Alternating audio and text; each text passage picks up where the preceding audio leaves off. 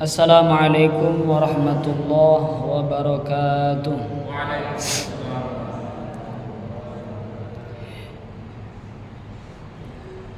Alhamdulillahil azizir rahmah alladzi yusahhilana ila tariqil ibadah.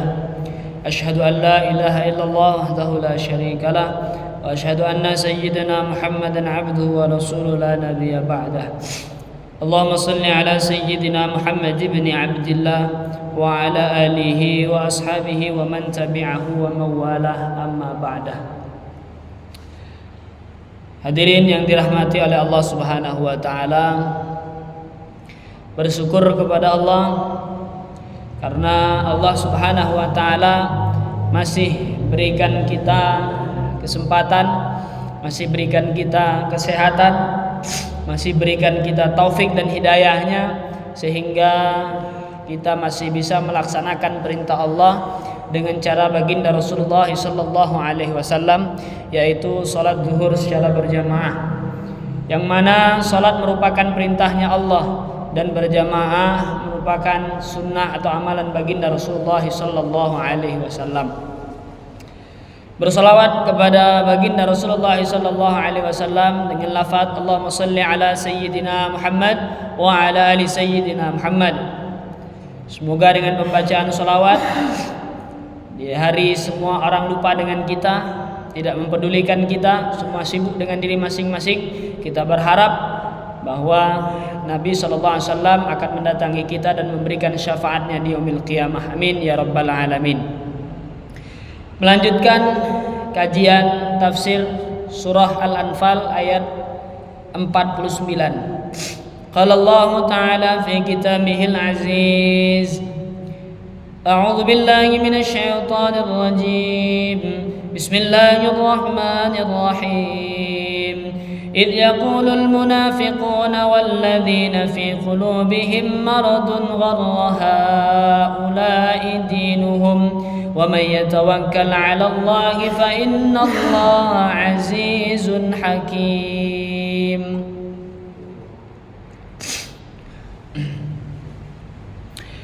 إذ يقول المنافقون والذين في قلوبهم مرض.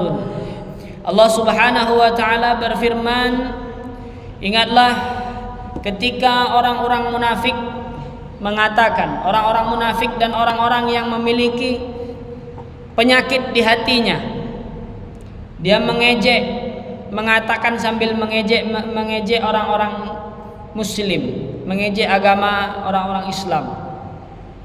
Ini terjadi ketika mereka berangkat peperangan, yang mana pada saat itu orang Islam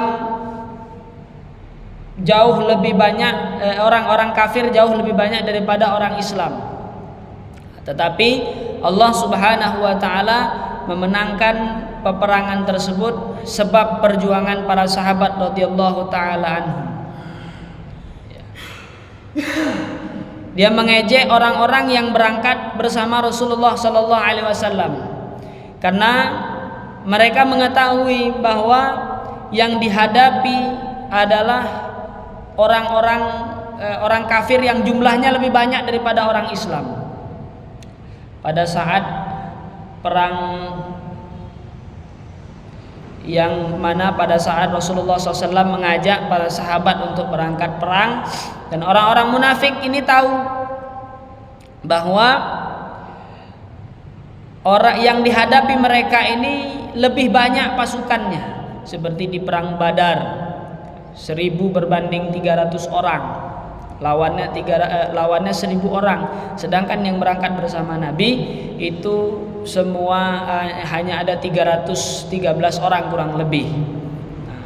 Mereka mengejek, tetapi Allah Subhanahu wa taala bantahkan, wa may yatawakkal 'ala Allah fa innallaha 'azizun hakim. Siapa yang bertawakal kepada Allah Subhanahu wa taala, maka sesungguhnya Allah Subhanahu wa taala Maha Agung dan bijaksana. Sebab tawakal dan usahanya para sahabat, mereka yakin dengan perintah Rasulullah SAW dan perintah Allah, akhirnya apa? Allah Subhanahu wa taala tolong mereka. Allah Subhanahu wa taala menangkan orang-orang Islam terhadap orang-orang kafir walaupun diejek-ejek.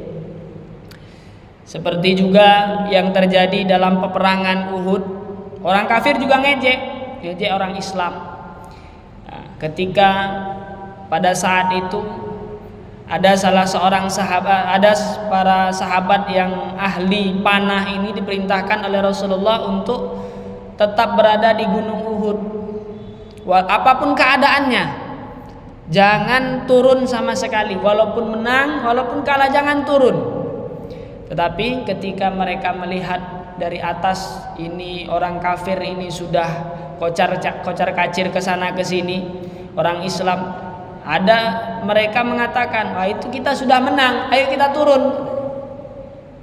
Ada salah satu amirnya mengatakan, pimpinannya mengatakan, jangan, perintah Rasulullah, apapun keadaan, pokoknya jangan turun. Tetapi mereka sebagian banyak yang turun sehingga tinggal sedikit. Nah, pada saat itu orang-orang kafir pun menyerang balik dari belakang. Nah, pada saat itu pun Rasulullah SAW luka, wajahnya luka, pahanya luka, giginya patah, gitu. Hampir kalah pada saat itu. Nah, ketika pulang ke Madinah, orang-orang munafik pun, orang-orang Yahudi dan orang munafik itu mengatakan yang sama gitu juga. Coba seandainya kamu itu nggak ikut bersama. Udah tahu ketika berangkat itu 1.000, tapi yang dilawan waktu perang Uhud itu 3.000 orang, yang berangkat bersama Nabi 1.000 orang. Tapi orang-orang munafik pada saat itu di tengah jalan pulang, rombongannya Abdullah bin Ubay pulang kisaran bersama Abdullah bin Ubay kisaran 300 orang. Jadi tinggal 700 orang lawan 3.000. Coba kamu tidak ikut, katanya. Tetapi ternyata setelah kepulangan para sahabat radhiyallahu taala anhum, mendengar pasukan yang hampir mengalahkan orang Islam pada saat itu mau pulang kembali ke Mekah Al-Mukarramah, sama Rasulullah diperintahkan lagi untuk menghadang daripada pasukan-pasukan tersebut, sehingga pasukan tersebut lari, tidak berani lagi menghadapi kaum muslimin, dan itu dimenangkan juga oleh Allah Subhanahu wa taala walaupun di awalnya sempat hampir kalah. Nah, Allah katakan di sini, Allah Subhanahu wa taala membantah ejekan orang-orang munafik yang mengatakan kamu tuh pasti kalah. Sudahlah, nggak usahlah ikut perang, udah pasti kalah. Lawannya 1.000 orang, kita cuma 300 orang, udah usah berangkat, udah pasti kalah.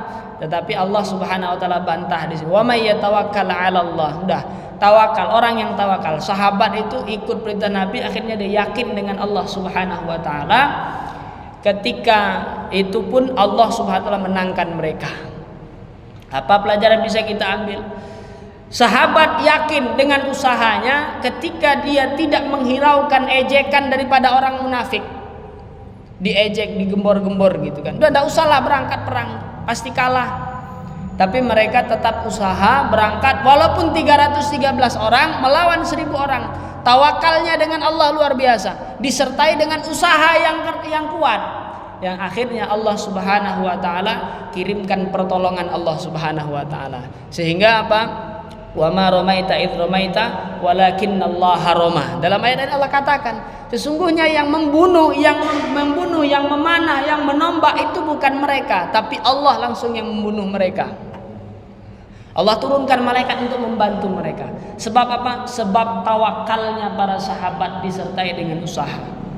Maka dalam ayat yang lain Allah Subhanahu wa taala firmankan juga, wa may yatawakkal 'alallahi fahuwa hasbuh. Di sini Allah katakan apa? Barang siapa yang mau bertawakal kepada Allah, menyerahkan urusannya itu kepada Allah, fahuwa hasbuh, maka urusannya akan dicukupi oleh Allah Subhanahu wa taala. Banyak orang salah sangka, salah faham. Tawakal saja, tidak ada usaha. Ayat ini jelas Allah katakan wa may yatawakkal 'ala Allah fahuwa hasbu. Allah akan cukupi. Berarti tawakal di sini disertai dengan usaha. Dulu sahabat radhiyallahu taala anhum, mereka ada salah satu sahabat itu juga sama. Ketika bersama Nabi sallallahu alaihi wasallam, dia tinggalkan ontanya dengan tanpa diikat. Nabi bertanya, "Kenapa tidak kamu ikat ontamu?" Apa kata dia? Mengatakan, "Aku tawakal kepada Allah." Salah kata Nabi, tawakal itu bukan begitu. Tawakal itu bukan seperti itu. Tawakal itu kau ikat dulu ontamu, baru kau serahkan kepada Allah Subhanahu wa taala. Begitu dengan kita, apapun itu masalah kita, kerjakan dulu, baru kita tawakal kepada Allah Subhanahu wa taala. Adukan kepada Allah, selesaikan, kemudian kita tawakalkan kepada Allah. Serahkan urusan itu hanya kepada Allah Subhanahu wa taala. Jangan terlalu tawakal. Kadang-kadang ada orang terlalu tawakal. Gitu kan, habis pulang ngaji saking ngejosnya gitu kan, bapak habis pulang ngaji, wah tawakal lah, pulang ke rumah nggak kerja, dimarahin sama istrinya, kenapa kamu nggak kerja? Tawakal sama Allah, kan rezeki Allah yang ngatur, Allah yang kasih. Sudah, tidur dia, tak kerja, tidur, bangun siang, perut lapar, lapar, pergi ke dapur, nggak ada masakan, nasi nggak ada, lauk nggak ada, semua nggak ada. Dipanggil istrinya, kenapa kamu nggak masak? Mau tawakal sama Allah, kan Allah yang mengenyangkan gitu. Akhirnya kan itu jadinya gimana? Semua tawakal akhirnya mati kelaparan, mati kelaparan. Tawakal itu tidak seperti itu. Kita kerjakan dulu gitu. Ada orang yang tanpa bekerja dia langsung dapat, ada, cuman itu illa rahimallah lah, sedikit. Khalil, sedikit saja orang yang dikasih sama Allah. Seperti Imam Syafi'i berdebat dengan gurunya itu kan. Imam Syafi'i katakan harus usaha ini, kita mau dapatkan rezeki ini harus usaha. Gurunya tidak, enggak perlu usaha, kita bisa dapat rezeki. Debat tidak putus. Akhirnya ya sudah kita buktikan. Akhirnya Imam Syafi'i kerja, dapatlah balasan anggur. Dibawa ke tempat gurunya. Wah nih guru, ini anggur katanya. Aku kerja dapat anggur. Nah guru tidak kerja dapat anggur. Boleh tidak aku makan dulu? Makan anggur. Gurunya pun makan juga. Nih aku tidak kerja makan anggur juga. Alhamdulillah dapat makan anggur juga. Nah tapi hal seperti ini orang-orang yang seperti itu sedikit saja ya. Yang kita nganggap tawakal, akhirnya tidur aja di rumah. Akhirnya apa? Salah sangka dengan hal-hal seperti ini, yang ujung-ujungnya nanti ngajinya juga tawakal. Wah ini salah. Ngapa ndak mutolaah? Tawakal 'alallah. Taunya nanti pas baca kitab hadza paslun. Paslun apa? Ndak tahu semua. Artinya pun ndak tahu. Nah, itu modal tawakal, modal tawakal. Ya enggak gitu. Tetap mutolaah, tetap kita kerjakan apa yang harus kita kerjakan, sisanya baru kita tawakal kepada Allah Subhanahu wa taala. Orang yang tawakal pasti ditolong sama Allah Subhanahu wa taala. Makanya ulama katakan ketika kita mau tidur, maka kita ini disuruh untuk menyerahkan segala urusan kita kepada Allah. Udah fokus, ya Allah, minta ampun kepada Allah, disunahkan sholat taubat dan segala macam. Dan kita serahkan seluruhnya, ya Allah. Kita ridho bahwa hari ini yang dilakukan, apa yang kita kerjakan, apa urusan-urusan kita yang mesti kita minta selesaikan kepada Allah Subhanahu wa taala. Ulama katakan, kalaulah kita ini punya masalah hanya Allah yang tahu, kita tawakalkan saja kepada Allah, serahkan aja sama Allah. Kita serahkan sama Allah, maka Allah Subhanahu wa taala yang punya hak, yang berhak untuk menyelesaikan masalah kita. Seperti para sahabat tidak menghiraukan ucapan ejekan-ejekan orang lain, tetap dia usaha. Nabi Nuh ketika diperintahkan oleh Allah membuat perahu, diejek-ejek. Wah, itu diejek-ejek sama orang-orang kafir juga sama. Diejek-ejek, untuk apa kamu? Tapi Nabi Nuh taat saja. Dia buat perahu, selesaikan itu, dia selesaikan, kemudian dia serahkan orang-orang kafir itu sama Allah. Setelah perahu jadi, barulah orang kafir itu tahu. Gitu. Diejek, tapi Nabi Nuh tidak menghiraukan daripada ejekan-ejekan orang. Dia tetap maju melangkah ke depan, fokus dengan tujuannya. Akhirnya apa? Allah Subhanahu wa taala menangkan dia. Para nabi-nabi terdahulu sama seperti itu. Semuanya banyak diejek. Seperti ini diejek. Bahkan ulama-ulama kita yang sedang berjuang penuh untuk mendakwakan ini agama pun diejek-ejek. Nggak payahlah kamu tuh, nggak usahlah. Kadang-kadang kan gitu. Kita buat seperti ini, nggak usahlah. Kita nih cuma hanya usaha. Kita ini hanya mengajak, kita ini hanya mengerjakan. Urusan hidayah, urusan itu selesai atau tidak, urusan ketika kita berkebun berbuah atau tidak, itu kita serahkan hanya kepada Allah Subhanahu wa taala. Sahabat begitu. Nah, ada sebuah cerita orang dia tawakal, dia nanam aja, dia